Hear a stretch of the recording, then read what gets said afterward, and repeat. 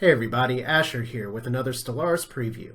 Today we're talking about the endgame in Stellaris, which is pretty interesting to a point because Paradox has been very coy about the whole ordeal, and they have been giving some breadcrumbs tidbits, and I think it is worth touching on a little bit, at least from what we know, and then we can turn on the Speculatron 4000 and talk about what we don't know.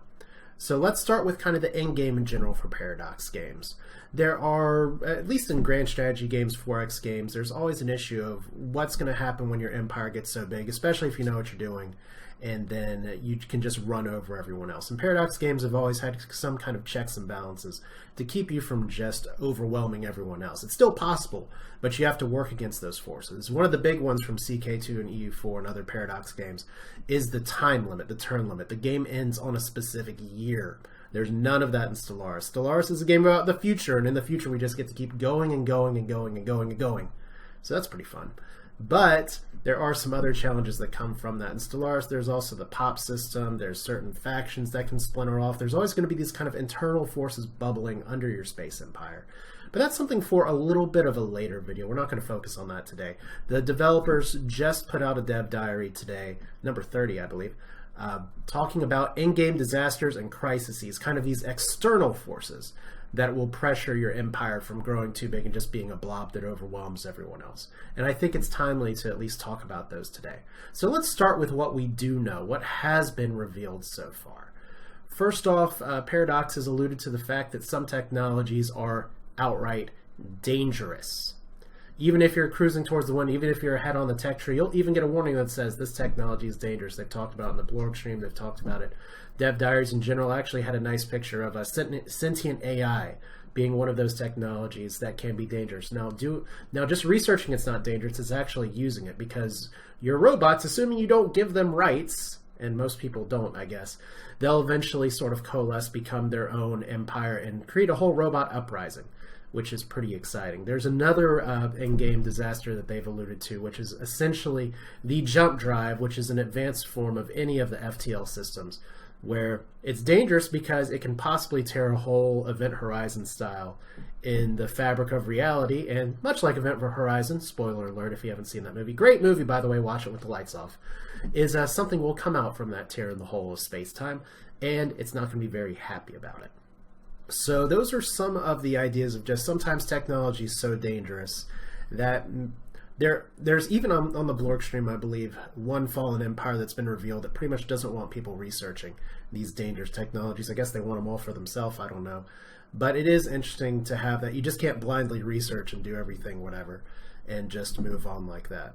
But there are a few other examples that are not just technology based. For instance, and if you've played any 40K kind of games or read a lot of sci-fi fiction, these are going to be familiar tropes, familiar ideas to you. They've alluded to the possibility of an intergalactic invasion force. In other words, an invasion force from another galaxy that's decided to come over, just see the galaxy you're playing and say, we want this. And of course, no one's going to be very happy about it. Maybe everyone will unite, maybe some other empire, or maybe you even will be able to take the hubbub to your advantage. But I think that's interesting just to have another player entering the field, literally and figuratively. And another example is, and you have seen some pictures of this, especially if you paid attention to the Blorg stream, but this has also been mentioned in an interview as well, is the Ring world, or Halo-style world, which is another familiar trope from a lot of sci-fi here. But one developer interview pointed out that there is the possibility of an event being connected to such a ring world where it's protected by like ancient turrets or space stations, which are difficult to overcome but can be overcome. And if you do, you could unleash a disaster on the galaxy, possibly even in the early game. So that's pretty cool. But I think one of the interesting points of discussion for Stellaris going forward is how exactly are these in-game disasters going to play out? And this is something that obviously is a ripe question for the modding community, because you know they're going to be in-game disaster mods out there, surely for a Halo-style event, Reaper-style event from Mass Effect, any of those popular ones. But how do these events play out? A lot of them seem to be militaristic, which is understandable because Stellaris is based on Paradox other games, and military is often the way to go. But there is also a pretty robust quest system and diplomacy in there, and I wonder if there's going to be some diplomatic options. Now, obviously, the beast from below, the Cthulhian-style creatures that rise up from above, may not want your peace-loving, hugging hippiness in space.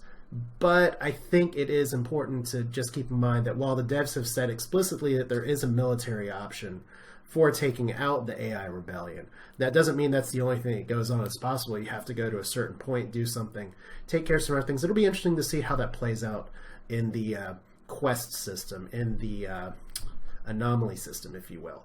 But once again, it's something that Paradox has been very coy about. So we don't really know other than to say, okay, these things could happen, and it's pretty cool that it's not just, okay, you're out here in space, you win, cool. No, there's these other forces that'll push out against you. So I guess with that sense, I think it's worthwhile to at least turn the tables a little bit, and I'm curious about what you all have to say in the comments. Kind of speculate with me here. What are some other, just based on resources that you've seen, other in-game disasters that could come up? One of the most obvious ones is some kind of xenoplague or plague in general. I think that's highly likely one of the ones, maybe even possible from the ring world thing that was alluded to before. Just some kind of disease does something, whether it's drive people crazy, turn them into zombies. I don't know. There's zombies everywhere, so sure, why not? Another one that's been pointed out, or at least posited by many people on the Paradox forums, is some kind of new dark age, whether it's disrupting technology, sending people all the way back to the start of the game. And I think while that is possible, I'm sure there's going to be mods out there for it. I think that's going to be a very difficult in-game disaster to kind of implement, because there's a lot of players that would be pissed off if they put hours into a game and then suddenly you take their toys away from them, you take their research away from them. And yeah, sure, it's in the context of the game and everything, but to kind of have everything and just have it yanked from you, it leaves a bad taste. That's how people quit saves and stop playing. So I don't think Paradox would necessarily go that route. But another in-game disaster that I have seen pointed out that has very well rounded in literature is whether some kind of hidden elder race or the Necrons from 40k or anything else, some kind of, you find an anomaly and whoops, when you research that anomaly, you happen to uncover some sort of ancient device, some sort of ancient beacon, and people just come out and there's like, oh, we're back and we want to take all of our land. That'd be pretty feasible. I would be more surprised if that wasn't in the game than in the game. Another one that does seem kind of work with the pop system pretty well, and it's kind of like a faction on steroids to a point, is some kind of cult leader, revolutionary, or messiah figure, if you want to put it that way. Someone who's just so fed up or so kind of wound up with what's going on with the rest of the empires, he essentially calls people to come to his cause. It could be for a benevolent cause, it could be for a terrible cause, it could be for some kind of crazy end-of-the-universe cult, who knows. But I can see where maybe one person starts to draw all the pops towards him and there's some reactionary fallout that comes from there. And that could be by itself an interesting, very different style of in-game disaster that would deal with more than just blowing up people, because you have your pissed off populace if you take care of this person, or take care of this person. Another one that's pretty interesting is kind of based more on fiction. I'm not 100% sure how it would play out, is some kind of technological revolution.